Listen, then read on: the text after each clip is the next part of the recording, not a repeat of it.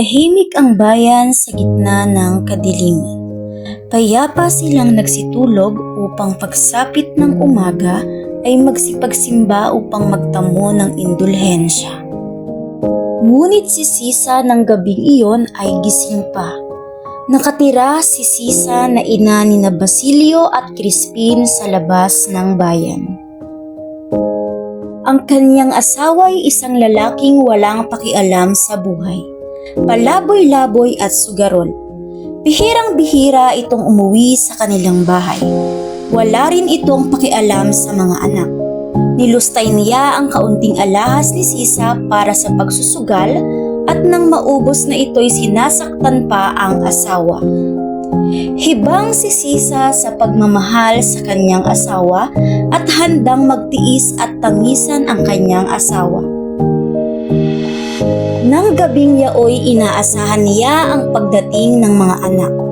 Bumili siya ng ilang isdang tuyong idaragdag sa ulam ng mga anak. Namitas ng sariwang kamatis sa kanilang bakuran. Nang hingi ng pindang na usa at isang hita ng patong bundok kay Mang Tasyo. Nagsaing siya ng maputing bigas na pinag-ipunan niya para sa kaniyang mga anak.